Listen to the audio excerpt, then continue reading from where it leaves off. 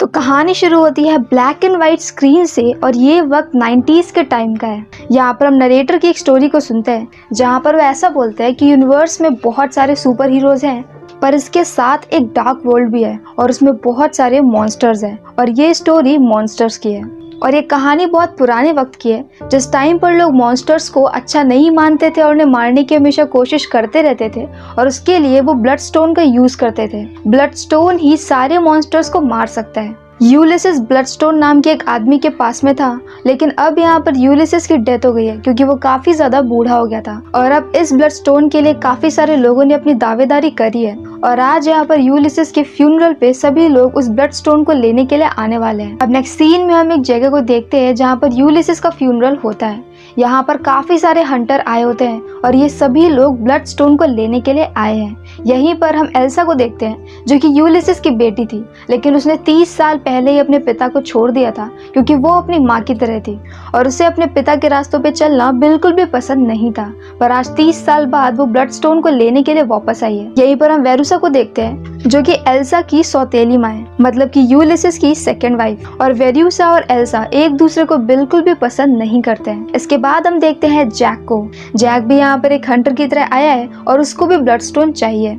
यहाँ पर वो ब्लड स्टोन को देखता है जो कि बीच में रखा होता है। वो उसे टच करने वाला होता है कि तभी वहाँ पर एक दूसरा हंटर आ जाता है जिसका नाम होता है जोशुआ और वो उसे अपने बारे में बताने लगता है कि उसने अभी तक काफी सारे मॉन्स्टर्स को मारा है। और अब इसके बाद नेक्स्ट सीन में हम वेरूसा को देखते हैं जो कि हर किसी को वेलकम करती है और ये बताती है कि किस हंटर ने कितने मॉन्स्टर्स को मार दिया है। और यहाँ पर जब वो जैक का नाम लेती है तो ये बताती है कि 100 मॉन्स्टर्स को अकेले जैक ने मारा है और बाकी सब मिला करके टोटल 200 होते हैं, मतलब कि जितने सबने मिलके मारे हैं उतने तो उसने अकेले ही मार दिए हैं। और एल्सा ने ऐसा कुछ भी नहीं किया होता है। इसके बाद वेरूसा ये बोलती है कि यूलिसिस हमारे बीच में नहीं है, लेकिन फिर भी वो हमसे बात करना चाहते थे।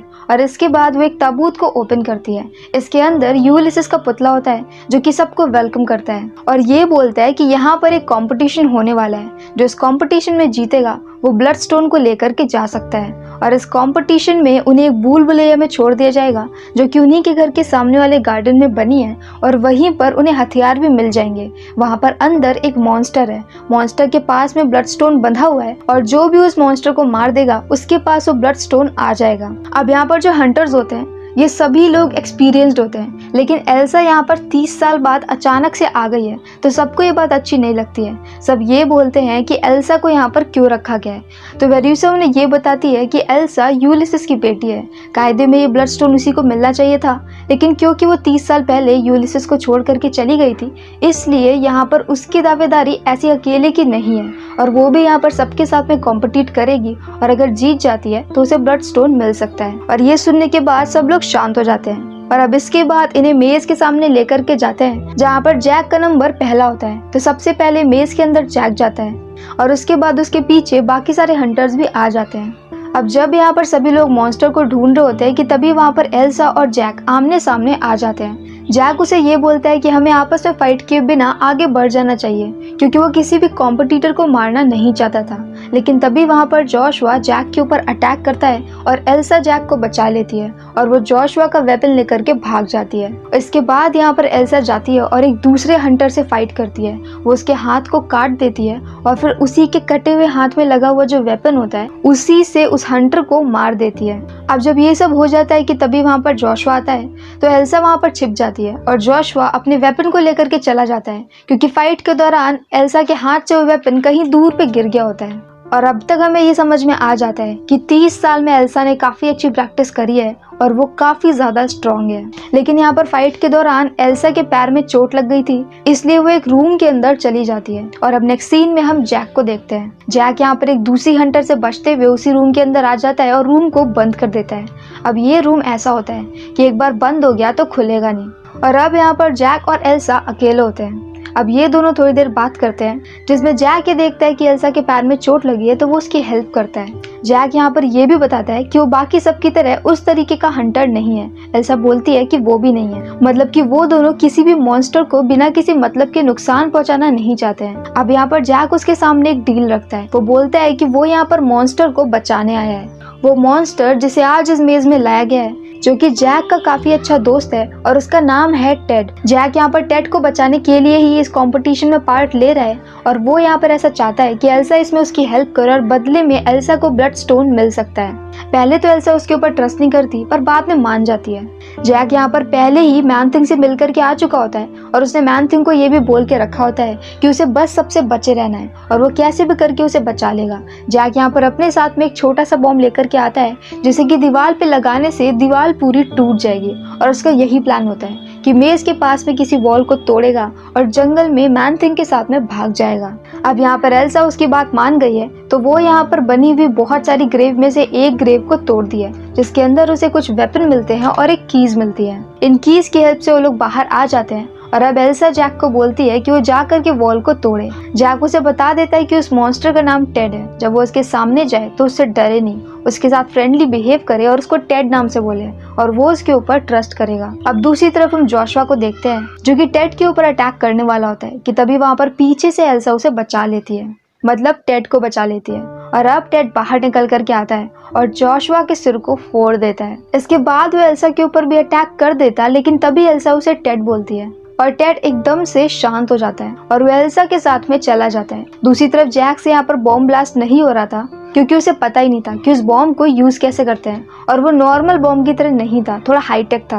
पर जैसे तैसे करके वो वहाँ पे बॉम्ब को ब्लास्ट कर देते हैं और वॉल टूट जाती है और मैन थिंग वहाँ से निकल जाता है। पर निकलने से पहले एल्सा उसके पास में से ब्लड स्टोन को निकाल लेती है। उस ब्लड स्टोन की वजह से मैन थिंग काफी ज्यादा कमजोर महसूस कर रहा था और अब वो फाइनली फ्री हो गया है। अब यहाँ पर जैक के सामने ब्लड स्टोन होता है तो एक बार जाकर के उसे टच करने की कोशिश करता है पर वो ब्लड स्टोन उसे दूर फेंक देता है। और अब यहाँ पर जो बाकी लोग ये सब कुछ देख लेते हैं क्योंकि वो लोग भी अब तक वहाँ पर आ चुके होते हैं, वो सब लोग समझ जाते हैं कि जैक एक मॉन्स्टर है, जैक एक वेयरवुल्फ है। और क्योंकि यहाँ पर एल्सा ने जैक की हेल्प की थी उस मॉन्स्टर को भगाने के लिए तो वो यहाँ पर उन दोनों को ये केज के अंदर बंद कर देते हैं। एल्सा यहाँ पर बहुत ज्यादा नाराज होती है और जैक उसे समझा रहा होता है कि वो एक वेयरवुल्फ है और जब फुल मून होता है उसी दिन वो वुल्फ में बदल जाता है, बिल्कुल प्रोफेसर ल्यूपिन की तरह। और क्योंकि फुल मून 5 दिन बाद को है इसलिए कोई भी प्रॉब्लम नहीं होगी। पर अब यहाँ पर एल्सा उसे ये बताती है कि ब्लड स्टोन के अंदर काफी सारी पावर्स है और वो चाहे तो ब्लड स्टोन की हेल्प से उसे कभी भी वुल्फ में बदल सकती है।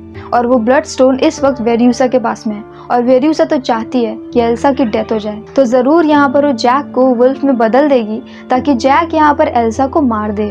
अब जैक ऐसे बोलता है कि उसने पहले एक बार ट्राई किया है, वो यहाँ पर उसे याद रखने की कोशिश करेगा और इसके लिए वो एल्सा की बॉडी को स्मेल कर लेता है ताकि वो उसकी स्मेल को याद रखे। वो यहाँ पर एल्सा को ये बोलता है कि जब वो वुल्फ बन जाए तब वो उसके ऊपर अटैक नहीं करे और ना ही उससे डरे, तो हो सकता है कि वो उसे पहचान ले और छोड़ दे। और नेक्स्ट सीन में हम यहाँ पर देखते हैं वेरियूसा को।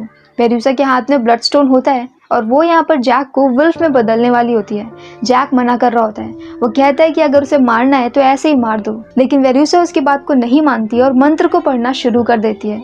थोड़ी देर में यहाँ पर जैक वुल्फ में बदल जाता है। ये देख करके वेरियूसा मुंह फाड़ करके हंसने लगती है और जैक यहाँ पर उसे पकड़ के अपनी तरफ को खींच लेता है। और इसी टाइम पर वहाँ पर TVA के एजेंट्स आ जाते हैं और वो लोग जैक के ऊपर अटैक करते हैं। उस अटैक की वजह से जैक वेरियूसा को छोड़ देता है और केज से गायब हो जाता है, मतलब कि वो केज से भाग जाता है। वो यहाँ पर भाग करके छत पे चला गया होता है और छत से वो कूद कूद कर एक एक करके सारे हंटर्स और सारे TVA एजेंट्स के ऊपर अटैक कर रहा होता है। यहाँ पर जो वुल्फ जैक होता है उसे बिल्कुल ही उसी तरीके से डिजाइन किया जाता है जैसे कि पुरानी मूवीज में होता था। पहले की जो 90s के टाइम की जो भी मूवीज थी उसमें बहुत ज्यादा VFX तो यूज हो नहीं सकता था, तो वो लोग यहाँ पर रियल की कॉस्ट्यूम डिजाइन करते थे और यहाँ पर जैक की कॉस्ट्यूम भी रियल होती है। वो यहाँ पर एक एक करके सबको बुरी तरह से मार देता है और अब उसके सामने वेरियूसा आती है। वेरियूसा यहाँ पर जैक के ऊपर ब्लड स्टोन से अटैक कर रही होती है कि तभी वहाँ पर पीछे से एल्सा आ जाती है। एल्सा ने अपने आप को केज से फ्री कर लिया होता है। वो कुछ वक्त के लिए वेरियूसा के ऊपर अटैक करती है और वेरियूसा गिर जाती है। इसी वक्त में जो जैक होता है वो एल्सा के ऊपर अटैक करने जा ही रहा होता है, लेकिन फिर यहाँ पर एल्सा उससे प्यार से बिहेव करती है तो जैक को वो याद आ जाती है